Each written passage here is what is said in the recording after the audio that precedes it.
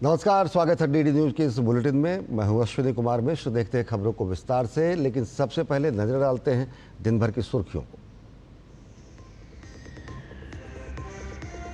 Operation Sindoor पर चर्चा के विपक्ष के दावों को अमित शाह ने किया खारिज। कहा, दोनों देशों का संघर्ष विराम किसी के कहने पर नहीं, पाकिस्तान के डीजीएमओ के अनुरोध पर हुआ।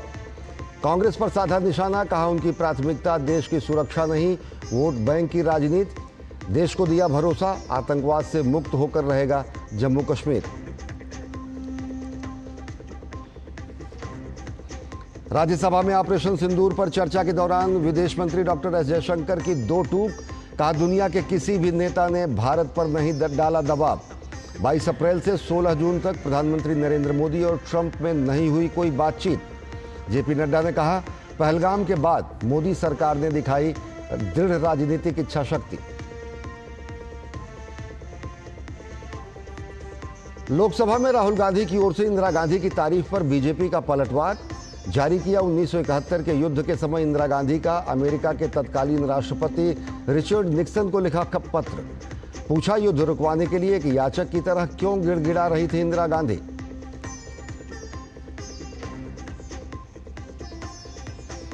श्रीहरिकोटा स्थित सतीश धवन अंतरिक्ष केंद्र से लॉन्च हुआ इसरो नासा का संयुक्त उपग्रह निसार। $1.5 बिलियन के इस मिशन का उद्देश्य पृथ्वी की सतह की निगरानी के तरीके में क्रांतिकारी बदलाव लाना। इसरो अध्यक्ष ने सफलता पर इसरो और नासा की टीम को दी बधाई।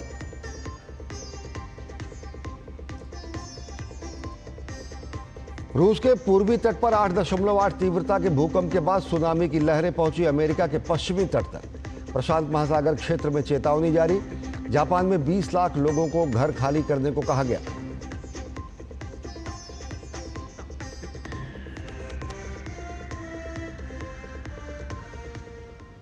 तो ये थी सुर्खियां, और अब देखते हैं खबरों को विस्तार से।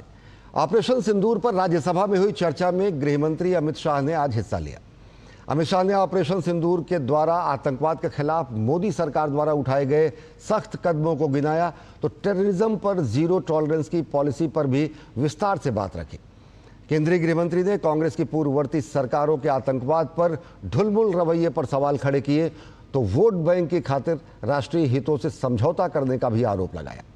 केंद्रीय गृहमंत्री ने कहा कि हमारे सुरक्षा बलों ने वैसा ही किया। ऑपरेशन महादेव के दौरान तीनों आतंकवादियों के सिर में गोली मारकर उन्हें मौत के घाट उतार दिया गया।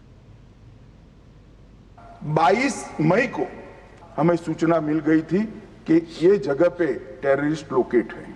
22 जुलाई को इनके लोरा सेट को ट्रैक करने का काम समाप्त हुआ। एग्जैक्ट पिन पॉइंटेड लोकेशन को आइडेंटिफाई किया गया और स्ट्राइक किया गया। तीनों आतंकवादी मारे गए हैं। कोइंसिडेंट देखिए मान्यवर, देश भर से मुझे बहुत एसएमएस आए थे, विशेषकर जो मारे गए थे उनके परिजनों का, इनके सर में गोली मारिएगा, जब भी मारे तब। तीनों के एनकाउंटर के वक्त तीनों के सर में ही गोली लगा है। विपक्ष ने ऑपरेशन महादेव के नाम पर भी सवाल उठाए, लिहाजा इसका जवाब भी गृहमंत्री अमित शाह ने राज्यसभा में दिया। उन्होंने कहा कि इसका संबंध किसी धर्म से नहीं है, ये नाम खुद सुरक्षा बलों ने दिया है, ना कि बीजेपी ने। उनको मालूम नहीं है, हर हर महादेव सिर्फ धर्म का नारा नहीं है। शिवाजी महाराज ने जो मुगलों के खिलाफ लड़ाई लड़ी, स्वतंत्रता की लड़ाई लड़ी, और शिवाजी महाराज की सेना का युद्ध घोष था हर हर महादेव। बड़े प्रतीक है, ये प्रतीक है हर प्रकार के भारत पर के हमले का, भारत की संप्रभुता पर हमले का और भारत की सीमाओं पर अतिक्रमण के जवाब देने। ये हमारी सेना के जवानों से मन से निकलने वाला ये युद्ध घोष, इसको हिंदू मुस्लिम के दृष्टि से नहीं देखना चाहिए। पूरे देश की जनता कांग्रेस पार्टी को देख रही है। इनकी प्रायोरिटी देश की सुरक्षा नहीं है, राजनीति है। उनकी प्रायोरिटी आतंकवाद को समाप्त करना नहीं है, अपनी वोट बैंक है। उनकी प्रायोरिटी हमारी सीमा की सुरक्षा नहीं है, उनका सेक्युलर और अपीसमेंट का पॉलिटिक्स है। राज्यसभा में अपने संबोधन के दौरान केंद्रीय गृह मंत्री अमित शाह ने साफ कहा कि मैं सदन में खड़े होकर वादा करता हूं कि कश्मीर आतंकवाद से मुक्त होकर रहेगा। वो संदेश देना चाहते थे कि टेररिज्म से मुक्त हम कश्मीर को नहीं होने। मैं आज इस सदन से उनको संदेश देना चाहता हूं, जितना हो सके उतना प्रयास करना। कश्मीर आतंकवाद से मुक्त होकर रहेगा और होकर ये नरेंद्र मोदी का संकल्प।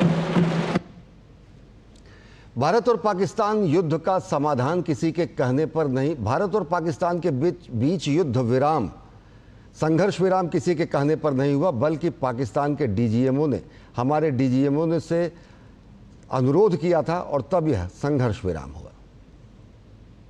पाकिस्तान ने हमले के बाद लड़ने की स्थिति में ही नहीं। ये पूछ रहे हैं किसके कहने पर समाधान हुआ? किसी के कहने पर समाधान नहीं हुआ। पाकिस्तान घुटनों के बल हमारे डीजीएमओ को फोन किया कि भाई बंद करो। पहले से हमारा मकसद युद्ध का नहीं था, ना पाकिस्तान के अवाम को हम नुकसान करना चाहते थे। मोदी जी ने तुरंत कहा कि अगर पाकिस्तान रोकता है तो रोक लीजिए। केंद्रीय गृह मंत्री अमित शाह ने कांग्रेस से सवाल पूछा कि हिंदू टेररिज्म का शगुफा किसने छोड़ा। साथ ही यह दावा किया कि हिंदू कभी टेररिस्ट नहीं हो सकता। हिंदू टेरर का शगुफा किसने छोड़ा? मैं आज दुनिया के सामने, देश की जनता के सामने गर्व से कहता हूं कि हिंदू कभी टेररिस्ट नहीं हो सकता। देशभक्त संगठनों पर आरोप लगाए आपने सिर्फ आपकी छिछोरी राजनीति के लिए, फिर भी हार गए और अब हर रोज कह रहे हैं आप हमेशा नहीं रहेंगे। हमेशा का तो मुझे मालूम नहीं साहब। मैं 61 का हुआ हूं, 14 से 30 साल तक भारतीय जनता पार्टी की ही सरकार रहने वाली है।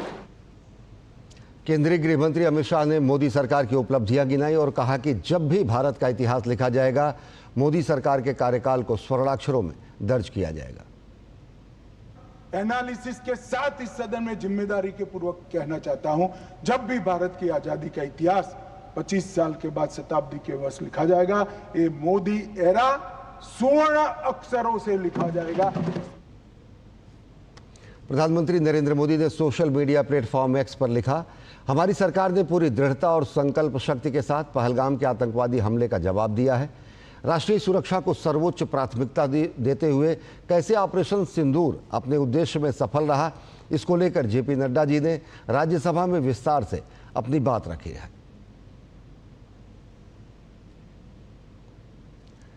ऑपरेशन सिंदूर पर चर्चा में विदेश मंत्री डॉक्टर एस जयशंकर ने आज राज्यसभा में विस्तार से सरकार का पक्ष रखा। विदेश मंत्री ने विदेश और रक्षा नीति पर विपक्ष के सवालों का करारा जवाब दिया और स्पष्ट किया कि दुनिया के किसी भी नेता ने भारत पर दबाव नहीं डाला।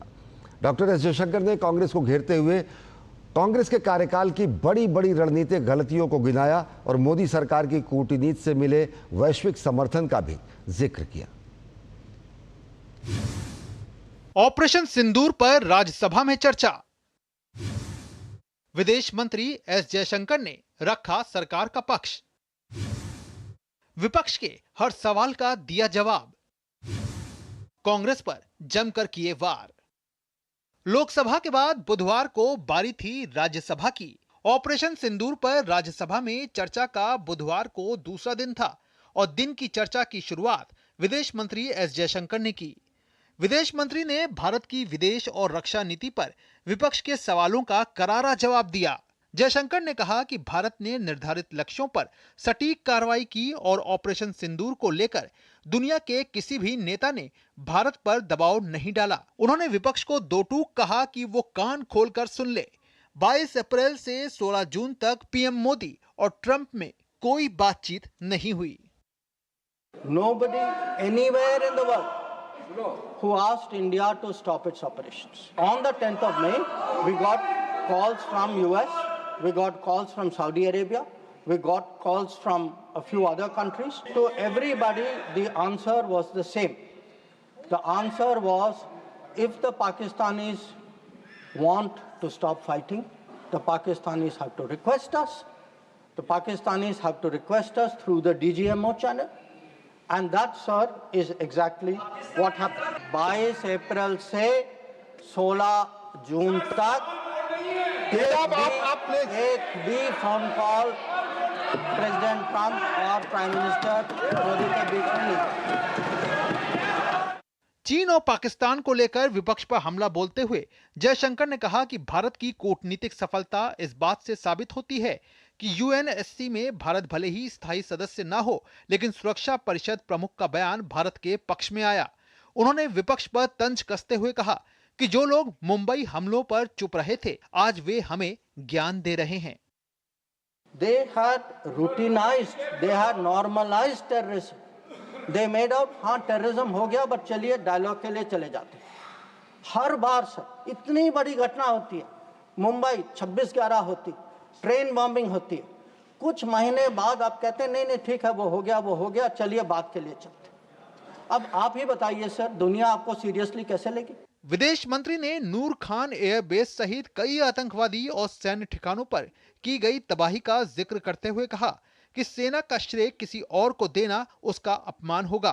न्यू नॉर्मल और कांग्रेस नॉर्मल की तुलना करते हुए एस जयशंकर ने 5 बिंदुओं पर आधारित भारत की नई रणनीति राज्यसभा में प्रस्तुत की। चीन पाकिस्तान संबंधों पर बोलते हुए उन्होंने कांग्रेस पर तंज कसा और कहा कि कुछ नेता ओलंपिक की क्लासरूम में जाकर चीन का ज्ञान लेकर आए हैं और चीनी राजदूत से ट्यूशन लेते हैं। I did not get China teaching by going to Olympics. किसी ने मुझे बुलाया नहीं sir. I was not a special person. तो कुछ लोग जो हैं उनका चाइना ज्ञान जो है ओलंपिक्स जाने से हुआ। अब सर कभी-कभी अब सर जब ओलंपिक्स में गए किनसे मिले और क्या हस्ताक्षर किया उसकी तो बात ही नहीं करते। और सर जो मिले वो खाली चाइना से नहीं थे सर, कहीं और से भी थे, तो उसको मैं छोड़ देता हूँ, मैं बात नहीं करता उसके बारे में। विदेश मंत्री ने चर्चा के दौरान बताया कि देश ने अंतर्राष्ट्रीय स्तर पर यह सिद्ध किया है द रेसिस्टेंस फ्रंट यानी टीआरएफ पाकिस्तान स्थित आतंकी संगठन लश्कर ए तैयबा का ही एक मुखौटा है। संयुक्त राष्ट्र ने हमारे इस पक्ष को मान्यता दी है और अमेरिका ने टीआरएफ को आधिकारिक तौर पर आतंकवादी संगठन घोषित कर दिया है। जयशंकर ने स्पष्ट किया है कि हमने दुनिया को यह संदेश दिया कि भारत किसी भी तरह की मध्यस्थता के लिए तैयार नहीं है और हम किसी प्रकार की परमाणु ब्लैकमेलिंग भी स्वीकार नहीं करेंगे। उन्होंने सिंधु जल संधि का जिक्र करते हुए कहा कि पाकिस्तान के साथ की गई सिंधु जल संधि तब के प्रधानमंत्री द्वारा शांति के लिए नहीं बल्कि तुष्टीकरण के उद्देश्य से की गई थी और अब ये तब तक स्थगित रहेगी जब तक पाकिस्तान आतंकवाद को समर्थन देना पूरी तरह से बंद नहीं कर देता। कुल मिलाकर विदेश मंत्री ने अपने तर्कों से विपक्ष के तमाम आरोपों की हवा निकाल दी। पार्लियामेंट टीम के साथ bureau report, DD news. Operation Sindoor पर राज्यसभा में आज हुई बहस पर विपक्ष ने अपनी बात रखी। विपक्ष ने जहां सरकार को घेरने का काम किया तो सरकार की ओर से सबूतों के साथ अपना पक्ष रखा गया। एनडीए के नेताओं ने विपक्षी दलों पर राष्ट्रीय हितों से समझौता करने का आरोप लगाया तो पूर्व की सरकारों पर आतंकवाद के प्रति नरम रवैया अपनाने का भी आरोप लगाया। दोनों ओर से तर्कों के बीच पूरे सदन ने आतंकवाद के हर स्वरूप की जमकर निंदा की।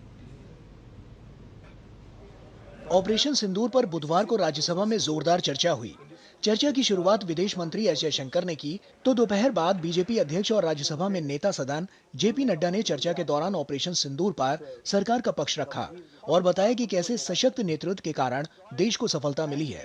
उन्होंने कांग्रेस की पुरानी सरकारों की विफलता भी गिनाई। जो रोल हमारी आर्मी ने किया उसको देश नमन होकर के उनके प्रति आदर के साथ मैं इस हाउस के माध्यम से देश को यह बताना चाहता हूं कि पॉलिटिकल लीडरशिप बहुत महत्वपूर्ण होती है, क्योंकि फौज को आदेश पॉलिटिकल लीडरशिप देती है। आज लोकल टेररिज्म समाप्त हो गया है, अब ये फॉरेन इन्वेडेड टेररिस्ट ही रहे हैं। ये छोटी घटना नहीं है और मैं ऑन रिकॉर्ड कह रहा हूं। उसी तरीके से अब life of a terrorist average is 7 days। 7 दिन के अंदर टेररिस्ट नस्तो नाबूद हो रहा है। जो लोग हमसे आज पूछ रहे हैं पहलगाम का क्या हुआ, पहलगाम का क्या हुआ, वो पूछने के पहले अपने गिरबान में जरूर झांक करके देखें कि उन्होंने कब क्या किया। वो हमारे को गोलियों से भूनते रहे और हम बिरयानी खिलाने चले रहे। चर्चा के दौरान तमाम विपक्षी सदस्यों ने अपनी अपनी राय रखी और सरकार से कई सवाल पूछे। राष्ट्रीय सुरक्षा महज नारा नहीं, एक नैतिक कर्तव्य और एक जिम्मेवारी है, सिर्फ स्लोगनियरिंग नहीं है। हमने राष्ट्रीय सुरक्षा, राष्ट्रीय मुद्दे को स्लोगनियरिंग का विषय बना दिया। मैंने देखा है राज्यसभा में कहा गया terrorism will be finished, we promise you. What happened? ये यात्री उसी भरोसे गए थे, आपने प्रॉमिस किया था। हम जा रहे हैं कश्मीर, हमारे लिए तो जन्नत है, मिला क्या उन लोगों को? दिन भर चली बहस में सांसदों ने सेना के शौर्य की सराहना की और आतंकवाद की जमकर निंदा की। पार्लियामेंट टीम के साथ ब्यूरो रिपोर्ट, डीडी न्यूज। कल लोकसभा में राहुल गांधी ने इंदिरा गांधी का उदाहरण देकर मोदी सरकार को घेरने की कोशिश की थी, लेकिन आज बीजेपी ने इंदिरा गांधी की उस चिट्ठी को सार्वजनिक किया जिसमें उन्होंने उस वक्त के अमेरिका के राष्ट्रपति को पाकिस्तान से युद्ध रुकवाने का निवेदन किया था। इस खत के सामने आने के बाद राहुल गांधी और कांग्रेस के दावों की हवा निकल गई है। बीजेपी ने कांग्रेस को राष्ट्रीय स्वाभिमान से समझौता करने वाली पार्टी कहा है। ऑपरेशन सिंदूर पर चर्चा के दौरान लोकसभा में नेता प्रतिपक्ष राहुल गांधी ने मोदी सरकार पर राजनीतिक इच्छा शक्ति की कमी का आरोप लगाते हुए इंदिरा गांधी का उदाहरण दिया था। राहुल गांधी के इस बयान के बाद भाजपा ने जोरदार पलटवार किया और इंदिरा गांधी के नेतृत्व क्षमता पर सवाल खड़े किए हैं। बीजेपी ने 1971 के युद्ध के समय इंदिरा गांधी द्वारा उस वक्त अमेरिका के राष्ट्रपति रिचर्ड निक्सन को लिखे गए पत्र के माध्यम से हमला बोला। बीजेपी ने कहा कि कांग्रेस झुकने की माहिर रही है। इंदिरा गांधी जी ने अमेरिका के सामने दीनहीन भाषा में ये पत्र क्यों लिखा? और मैं पूछना चाहता हूं, अमेरिका के पास युद्ध रुकवाने के लिए आप क्यों गए थे? क्या आपको अपनी सेना पर विश्वास नहीं था? आपने कहा कि पाकिस्तान मैलेशियस प्रोपेगेंडा करता है। आज वही प्रोपेगेंडा आप पाकिस्तान के लिए कर रहे हैं। दरअसल ये परिवार और पार्टी दंडवत और झुकने में माहिर है।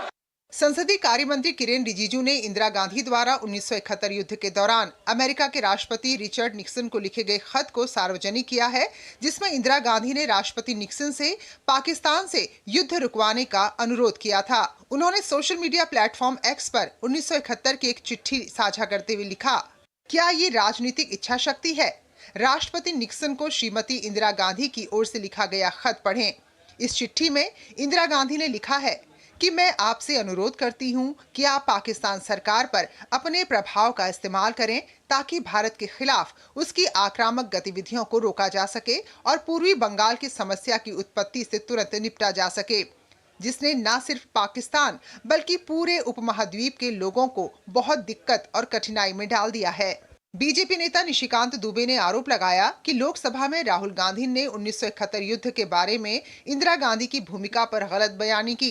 दिसंबर 1971 में इंदिरा गांधी ने अमेरिका के तत्कालीन राष्ट्रपति निक्सन को पाकिस्तान के साथ युद्ध रोकने की गुहार लगाई थी। तत्कालीन प्रधानमंत्री इंदिरा गांधी ने अमेरिका के सामने आत्मसमर्पण किया। इस मामले में बीजेपी नेता निशिकांत दुबे ने लोकसभा अध्यक्ष ओम बिरला को पत्र लिखा और अध्यक्षीय डायरेक्शन के नियम 115 के तहत राहुल गांधी पर कार्रवाई करने की मांग की है। उन्होंने 1971 के वार के बारे में बोलते हुए ये बात कही कि हमने जो है 7th फ्लीट आया, निक्सन की बात नहीं मानी और बांग्लादेश जो है वो तहस नहस कर दिया। हमने काफी कुछ बोला। ये 5 दिसंबर 1971 की चिट्ठी है जो श्रीमती गांधी जी ने अमेरिका के राष्ट्रपति निक्सन को लिखा और इसमें उन्होंने लिखा कि हमारी सरकार खतरे में है और भारत जो है युद्ध विराम चाहता है, आप पाकिस्तान को मनाओ। इतना बड़ा आत्मसमर्पण, इतना बड़ा झूठ, पूरा इतिहास 1971 का जो है इस एक चिट्ठी में जो है समाहित है। गौरतलब है कि राहुल गांधी ने इंदिरा गांधी की राजनीतिक इच्छा शक्ति को लेकर तारीफ करते हुए मौजूदा सरकार को घेरने की कोशिश की थी, लेकिन इंदिरा गांधी की राष्ट्रपति निक्सन को लिखी गई इस चिट्ठी के सामने आने के बाद राहुल गांधी के दावों की हवा निकल गई है। शैलेंद्र मिश्रा के साथ bureau report, DD news. Operation Sindoor पर कल चर्चा खत्म होने के बाद लोकसभा में आज जमकर कामकाज देखने को मिला। सुबह प्रश्नकाल में तमाम सदस्यों ने अपने अपने इलाकों से जुड़े मुद्दों को उठाया तो रेल मंत्री ने कई अहम जानकारियां भी साझा की हैं। संचार मंत्री ने साइबर अपराध से जुड़े मुद्दों पर सरकार द्वारा उठाए गए कदमों को गिनाया। लोकसभा में कई अन्य विधायी कामकाज भी देखने को मिला। लोकसभा में बुधवार को जमकर कामकाज देखने को मिला। सुबह प्रश्नकाल में कई अहम सवालों के उत्तर दिए गए। रेल मंत्री ने बताया कि 17,000 सामान्य श्रेणी के डिब्बों का निर्माण किया जा रहा है। मोदी सरकार मध्य वर्ग और कम आय वाले वर्गों की सुविधा पर विशेष ध्यान दे रही है। कुल 82,000 कोचों में 70% डिब्बे सामान्य श्रेणी और नॉन एसी क्लास के लिए हैं। We have taken up a program of manufacturing 17,000 general coaches, 17,000 general and non-AC coaches. प्रधानमंत्री जी का लो इनकम फैमिलीज के लिए जो विजन है, अमृत भारत एक्सप्रेस एक ऐसी ट्रेन है जो एकदम लो कॉस्ट पे वर्ल्ड क्लास सर्विसेज प्रोवाइड करती है। एक अन्य सवाल के उत्तर में केंद्रीय मंत्री ने फ्रॉड कॉल से बचाने के लिए की गई पहलों की जानकारी दी। साइबर फ्रॉड रोकने और आम लोगों को साइबर फ्रॉड से बचाने के लिए किए गए पहल का जिक्र करते हुए केंद्रीय मंत्री ने बताया कि अंतरराष्ट्रीय फेक कॉल्स में 97% की कमी आई है। इस ऐप के आधार और पोर्टल के आधार पर इतनी सफलता हमें मिली है कि मोबाइल नंबर्स करीब 29 लाख हम लोग ने डिस्कनेक्ट किए हैं। मोबाइल हैंडसेट्स करीब 5.5 लाख हम लोग ने ब्लॉक किए हैं। बल्क एसएमएस सेंडर्स 20,000 हम लोग ने ब्लॉक किए हैं और व्हाट्सएप अकाउंट्स करीब 24 लाख हम लोग ने ब्लॉक किए हैं। लोकसभा में दोपहर बाद सदस्यों को लोकहित से जुड़े मुद्दों को उठाने का खूब मौका मिला। कांग्रेस सांसद प्रियंका गांधी ने अपने संसदीय क्षेत्र के आपदा प्रभावित लोगों के पुनर्वास का मुद्दा उठाया। It has been 1 year now, and I'm sorry to say that they have not been able to be rehabilitated properly. Ma'am, for 1 year we have been requesting. वहीं बीजेपी सांसद निशिकांत दुबे ने झारखंड के सांथाल परगना में बांग्लादेशी घुसपैठियों की समस्या का मुद्दा लोकसभा में उठाया तो सपा सांसद धर्मेंद्र यादव ने यूपी में प्राथमिक स्कूलों के विलय का मुद्दा उठाया। बांग्लादेशी घुसपैठिए वहां आ रहे हैं, हमारी लड़कियों के साथ शादी कर रहे हैं, जल जंगल जमीन पर वो कब्जा कर रहे हैं। इसीलिए आपके माध्यम से मेरा आग्रह है भारत सरकार से कि वहां एनआरसी लागू करिए और कोर्ट का जजमेंट यही कहता है और बांग्लादेशी घुसपैठियों को भगाइए। उत्तर प्रदेश से गरीब, किसान, पिछड़े, आदिवासियों, दलितों के जो बच्चों की शिक्षा से वंचित किया जा रहा है, यह उत्तर प्रदेश का जनमानस स्वीकार नहीं करेगा। सदन के कामकाज में प्रगति होने से सांसदों को खूब जनहित से जुड़े मुद्दे उठाने का मौका मिला है। उम्मीद है कि आगे आने वाले दिनों में भी लोकसभा में इसी तरह सांसदों को खूब मौका मिलेगा, साथ ही विधायी कामकाज में भी खूब प्रगति होगी। राजेश राज, निशांत राय के साथ शैलेंद्र मिश्र की report, DD news, Delhi. Lok Sabha ने मणिपुर में राष्ट्रपति शासन की अवधि 13 अगस्त 2025 से 6 महीने के लिए बढ़ाने संबंधित वैधानिक प्रस्ताव को मंजूरी दे दी। केंद्रीय गृह राज्य मंत्री नित्यानंद राय ने मणिपुर में 13 फरवरी 2025 को लागू राष्ट्रपति शासन की अवधि बढ़ाने के लिए सदन की मंजूरी मांगते हुए ये प्रस्ताव पेश किया था। प्रस्ताव पर चर्चा का जवाब देते हुए नित्यानंद राय ने कहा कि मणिपुर में कानून व्यवस्था की स्थिति नियंत्रण में है। दोनों समुदायों के मतभेद को दूर कर शांति बहाली के लिए हर संभव प्रयास किए जा रहे हैं। मैं स्पष्ट रूप से कहना चाहूंगा कि वहां आज शांति व्यवस्था है और इसके फलस्वरूप हिंसा की घटनाओं में जो कमी आई है इसका मैं उल्लेख किया हूं। राष्ट्रपति शासन इस अवधि में 2500 से ज्यादा हथियार, 1900 से ज्यादा विस्फोटक और 30,000 से ज्यादा गोला बारूद बरामद महोदय किए गए। कानून व्यवस्था की स्थिति नियंत्रण में है और संवाद प्रक्रिया के द्वारा दोनों समुदायों के मतभेद को दूर कर चिरस्थायी शांति की बहाली के लिए भरपूर प्रयास किए जा रहे हैं। भारत और अमेरिका ने आज अंतरिक्ष क्षेत्र में एक नया कीर्तिमान स्थापित किया। दोनों देशों की स्पेस एजेंसियों ने मिलकर निसार सैटेलाइट लॉन्च किया है। निसार पृथ्वी पर हो रहे बदलावों की निगरानी करने की दिशा में बेहद अहम सैटेलाइट है। 1 0 All L40 engines generating nominal thrust. S139 motor. Sriharikota से भारत अमेरिका का सुपर सैटेलाइट निसार का सफलतापूर्वक लॉन्चिंग किया गया। निसार, इसरो और नासा दोनों एजेंसियों का साझा प्रोजेक्ट है। ये मिशन पृथ्वी पर हो रहे बदलावों की निगरानी करने के लिए बेहद अहम माना जा रहा है। निसार को GSLV S-16 रॉकेट के जरिए शाम 5:40 पर अंतरिक्ष में प्रक्षेपित किया गया। इसरो के अध्यक्ष वी नारायणन ने इस सफलता पर इसरो और नासा की टीम को शुभकामनाएं दी। I am extremely happy to announce that GSLV F-16 vehicle has successfully and precisely injected the NASA ISRO synthetic aperture radar satellite (NISR) satellite, weighing 2,393 kg into its intended orbit. Let me congratulate all the teams from ISRO and NASA JPL on this outstanding success.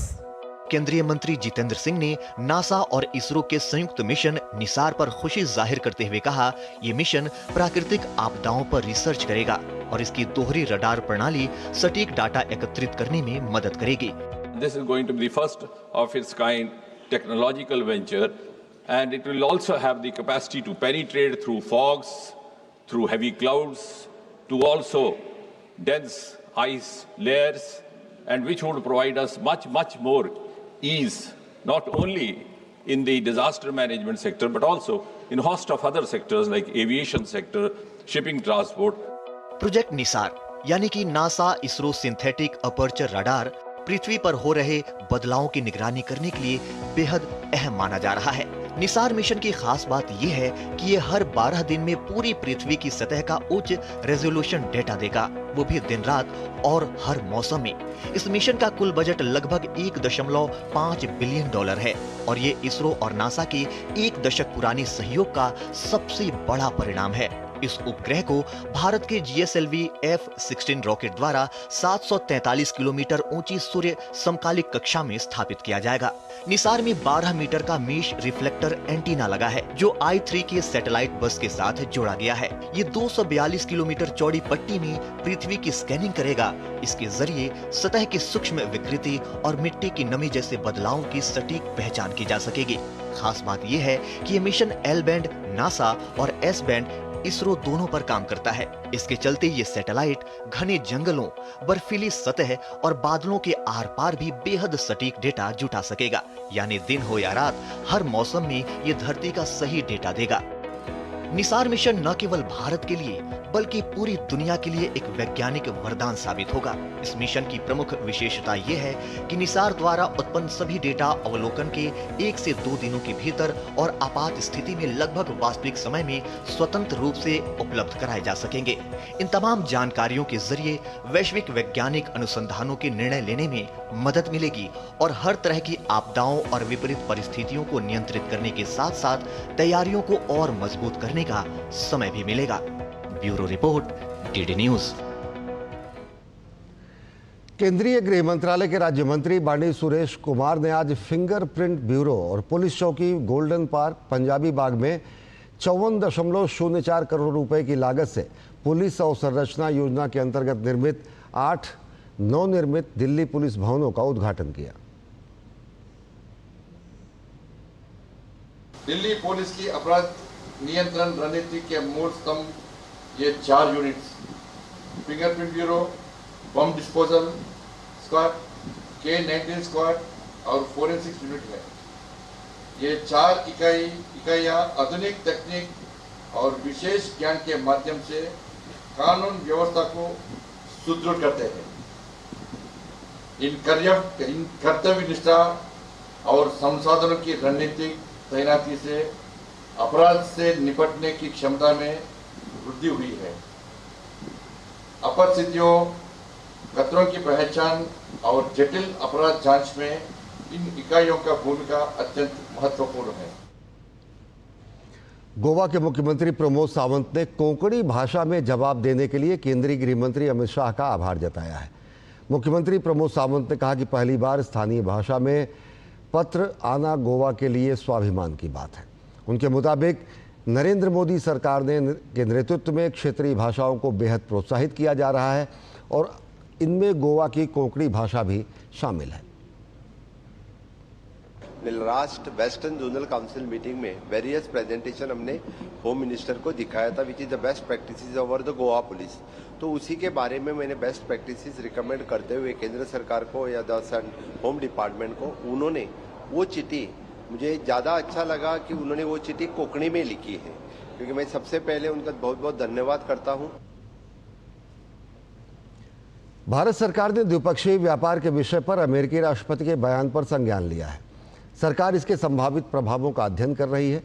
Bharat और America के बीच पिछले कुछ महीनों से एक न्यायसंगत, संतुलित, पारस्परिक रूप से लाभकारी व्यापार समझौते को लेकर बातचीत चल रही है।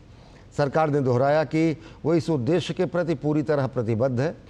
सरकार भारत के किसानों, उद्यमियों और सूक्ष्म, लघु एवं मध्यम उद्यमों यानी MSME के कल्याण और हितों को सर्वोच्च प्राथमिकता देती है। राष्ट्रहित में सरकार सभी आवश्यक कदम उठाएगी, जैसा कि हाल ही में ब्रिटेन के साथ हुए समझौते, comprehensive economic and trade agreement सहित अन्य व्यापार समझौतों में किया गया है।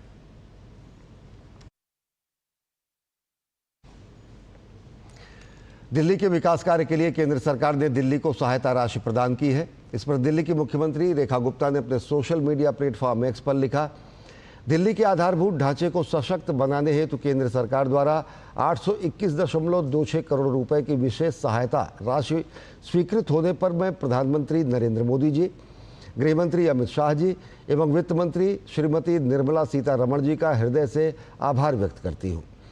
इस राशि से स्वास्थ्य, शिक्षा, परिवहन, जल, आवास, ऊर्जा और MRTS फेज 4 सहित 33 परियोजनाएं संचालित होंगी। ये निर्णय विकसित भारत के संकल्प को विकसित दिल्ली में रूपांतरित करने की दिशा में एक दूरदर्शी कदम है। दिल्ली सरकार इन परियोजनाओं को समयबद्ध, पारदर्शी और गुणवत्तापूर्ण ढंग से पूर्ण करने के लिए संकल्पबद्ध है।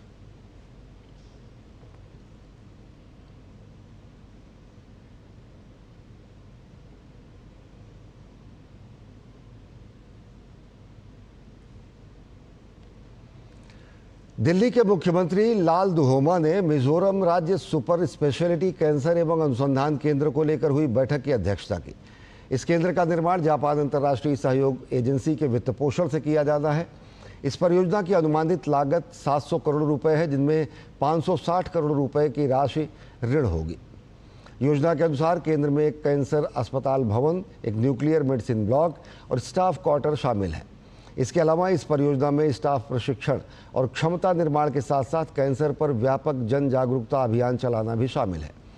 भारत में मिजोरम में कैंसर के सबसे ज़्यादा मामले सामने आते हैं, जहां राष्ट्रीय स्तर पर नए कैंसर के मामलों का औसत सालाना 1 लाख लोगों पर 98.5 है, तो वहीं मिजोरम में ये दर 1 लाख लोगों पर 189.7 है।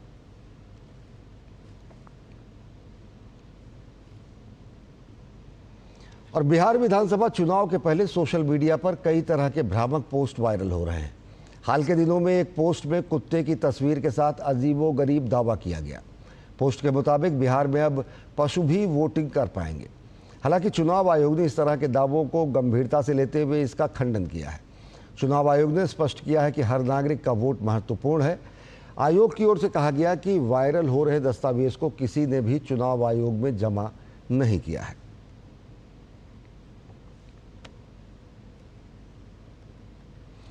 स्वच्छ भारत मिशन के 11 सालों की यात्रा व्यवहार परिवर्तन के विश्व के सबसे बड़े जन अभियान की यात्रा है और यहाँ पर ODF से लेकर ODF+ और कचरे से कंचन की नई इबारत लिखी गई है। इन तमाम उपलब्धियों पर जल शक्ति मंत्रालय में पेयजल एवं स्वच्छता विभाग के सचिव अशोक के मीणा से बातचीत की हमारे संवाददाता चंद्रशेखर ने। जल शक्ति मंत्रालय में स्वच्छता एवं पेयजल विभाग के सचिव अशोक कुमार मीणा जी इस वक्त हमारे साथ मौजूद हैं, उनसे बात करते हैं।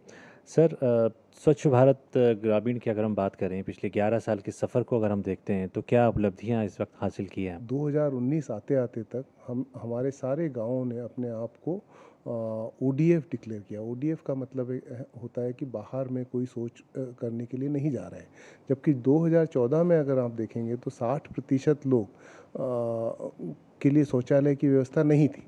तो हमारे ये बहुत एक बड़ा बदलाव आया है। इसके दूसरे चरण में जब हमने 2019 से इसमें काम करना शुरू किया तो उसमें हमने ये सोचा कि केवल शौचालय बनाने से काम नहीं होगा, हमको स्वच्छता के लिए सॉलिड वेस्ट मैनेजमेंट, जो कचरा होता है उसका प्रबंधन करना पड़ेगा, लिक्विड वेस्ट मैनेजमेंट होता है जैसे ग्रे वाटर है, पानी जो गंदा पानी निकला है उसका प्रबंधन भी करना पड़ेगा। आज की डेट में जब 11 साल कंप्लीट हो रहे हैं स्वच्छ भारत मिशन अभियान के, हम ये देखते हैं कि बहुत सारे विलेजेस में अब शौचालय की व्यवस्था तो पहले ही हो चुकी थी, उसके बाद में स्वच्छता के लिए solid waste management, liquid waste management की व्यवस्था भी अब होना शुरू हो गई है और विलेजेस अपने आप को ODF प्लस मॉडल की तरह डिक्लेयर करना शुरू कर चुके हैं। ODF प्लस मॉडल जो है इसके बारे में समझाइए, क्या अचीवमेंट इसमें आपको मिल पाई है अब तक? गंदे पानी की व्यवस्था और जो सूखे कचरे की व्यवस्था है, ये दोनों गांव के अंदर जब हो जाती हैं तब हम ODF प्लस मॉडल विलेज का डिक्लेरेशन कराते हैं। हमारा जो ODF प्लस मॉडल का जो नंबर्स हैं वो सेल्फ सर्टिफिकेशन के हिसाब से अभी रिपोर्ट जो आई है स्टेट से वो 4,70,000 विलेजेस से ज़्यादा की रिपोर्ट आ चुकी है कि ODF प्लस मॉडल गांव बन चुके हैं। लेकिन उसमें जब सेल्फ सर्टिफिकेशन की बात करते हैं जिसमें लोगों की भागीदारी चाहिए तो वो नंबर हमारा 2,65,000 के आसपास है अभी, और आने वाले समय में ये नंबर भी बढ़ेगा। आने वाले टाइम में क्या नए इनिशिएटिव आप लोग ले रहे हैं इसको स्वच्छ भारत अभियान को आगे बढ़ाने के लिए? एक तो है कि सेल्फ सर्टिफिकेशन करके सारे विलेजेस को ODF प्लस मॉडल डिक्लेयर किया जाए। हमारा अब आने वाले समय में जो ध्यान रहेगा वो प्लास्टिक वेस्ट मैनेजमेंट और फीकल स्लज मैनेजमेंट के ऊपर रहेगा। तो स्वच्छ भारत ग्रामीण के तहत चाहे ठोस कचरा प्रबंधन हो, तरल कचरा प्रबंधन हो या फिर इलेक्ट्रॉनिक वेस्ट हो या फिर प्लास्टिक वेस्ट हो, तमाम अवयवों पे काम चल रहा है और कोशिश है कि गाँव को ODF प्लस मॉडल विलेज जो है वो बनाया जाए। कैमरामैन आलोक के साथ चंद्रशेखर, DD न्यूज़, दिल्ली। दशकों की खोज के बाद वैज्ञानिकों ने मल्टीपल स्क्लेरोसिस जैसी जटिल न्यूरोलॉजिकल बीमारी के पीछे छिपे असली कारण का पता लगा लिया है। जर्मनी के म्यूनिख में हुए ताज़ा शोध में ये सामने आया है कि आंत में मौजूद 2 प्रकार के विशेष बैक्टीरिया इस बीमारी को ट्रिगर कर सकते हैं। ये खोज बीमारी के इलाज और रोकथाम के लिए कई रास्ते खोल सकती है। न्यूरोसाइंस के क्षेत्र में एक बड़ी खोज। जर्मनी के म्यूनिख में हुए अध्ययन ने मल्टीपल स्क्लेरोसिस यानी MS बीमारी के पीछे छिपे कारणों से अब पर्दा उठाया है। वैज्ञानिकों ने साबित किया कि हमारे पेट में मौजूद कुछ खास बैक्टीरिया ही इस बीमारी को जन्म देने और बढ़ाने में अहम भूमिका निभाते हैं। म्यूनिख की लुडविग मैक्सिमिलियन विश्वविद्यालय की डॉक्टर अन्ना पीटर्स ने अपने शोध के जरिए साबित किया है कि पेट में पाए जाने वाले खास बैक्टीरिया ही MS बीमारी के लिए जिम्मेदार है। म्यूनिख के शोधकर्ताओं ने 81 एक जैसे जुड़वा भाई बहनों पर अध्ययन किया। इनमें से एक को MS था जबकि दूसरा पूरी तरह से स्वस्थ। दोनों के मल के नमूने लेकर के वैज्ञानिकों ने आंतों के बैक्टीरिया की जांच की और पाया कि MS मरीजों में कुछ हानिकारक बैक्टीरिया की मात्रा कुछ ज्यादा ही थी। इन बैक्टीरिया को जब बैक्टीरिया रहित खास चूहों में डाला गया तो चूहों ने MS जैसे लक्षण दिखाने शुरू कर दिए। पहला ठोस सबूत यह है कि आंतों के बैक्टीरिया सीधे तौर पर इस बीमारी को पैदा कर सकते हैं। ये शोध आने वाले दिनों में मल्टीपल स्क्लेरोसिस बीमारी के इलाज में अहम भूमिका निभाएगी। Breakthrough research has shown that certain gut microbacteria, which compose the gut microbiome, which is the environment of the gut, these little bacteria are friendly bacteria, and if you have a combination of these friendly bacteria in your gut, then it can prevent diseases. So the gut microbiome has been studied in this research in multiple sclerosis, and it has been found that definitely it has a role to play in multiple sclerosis attacks. Bharat में चेन्नई और चंडीगढ़ में भी ऐसे ही अध्ययन चल रहे हैं। वैज्ञानिक मानते हैं कि आहार, जलवायु और जीवन शैली के चलते हर क्षेत्र का गट माइक्रोबायोम अलग होता है, इसलिए अलग अलग आबादी में इसका शोध बेहद जरूरी है। भारत सरकार का one day one genome project भी इसी दिशा में काम कर रहा है। NIBMG और ब्रिक्स संस्थानों की मदद से रोजाना एक बैक्टीरिया का जीनोम मैप तैयार किया जाता है और इसकी जानकारी सोशल मीडिया पर साझा की जाती है। ये काम भारत नाम की तकनीक से किया जा रहा है। Now this is one step towards a proof of concept of a mechanistic study that is showing that this is very important. The gut microbiome is very important and some probiotic application can be done. Now how this is going to benefit India? This is a question asked to me. As a scientist, I will say Indians are also doing this study. If you go to Google, if you go to some website, you will find there are 2-3 studies that have already been there from India. Multiple sclerosis autoimmune बीमारी है जिसमें शरीर की प्रतिरक्षा प्रणाली मस्तिष्क की और रीढ़ की हड्डियों की नसों को ढकने वाली माइलिन परत पर हमला कर देती है। इससे मरीज को कमजोरी, चलने फिरने में दिक्कत और तंत्रिका तंत्र से जुड़ी कई गंभीर समस्याएं हो सकती हैं। ये बीमारी युवाओं खासकर महिलाओं को होती है। वैज्ञानिकों का कहना है कि ये खोज भविष्य में MS जैसी गंभीर बीमारियों के इलाज के लिए नए दरवाजे खोल सकती है। विशेषज्ञों के मुताबिक आंतों का स्वास्थ्य बनाए रखना बहुत जरूरी है। इसके लिए आहार में पर्याप्त फाइबर, प्रोबायोटिक्स और फर्मेंटेड फूड का सेवन किया जाना चाहिए। प्रोसेस्ड फूड से बचें जो कि आंत की परत को नुकसान पहुंचाते हैं। Nitendra Singh, DD news, Delhi. और FIDE महिला शतरंज विश्व कप विजेता दिव्या देशमुख स्वदेश लौट चुकी हैं। स्वदेश लौटने पर महिला चेस विश्व कप विजेता दिव्या देशमुख का मुंबई एयरपोर्ट पर शानदार स्वागत किया गया। तो बुलेटिन में फिलहाल इतना ही। देश और दुनिया की ताज़ा तरीन खबरों के लिए देखते रहिए DD न्यूज़। नमस्कार।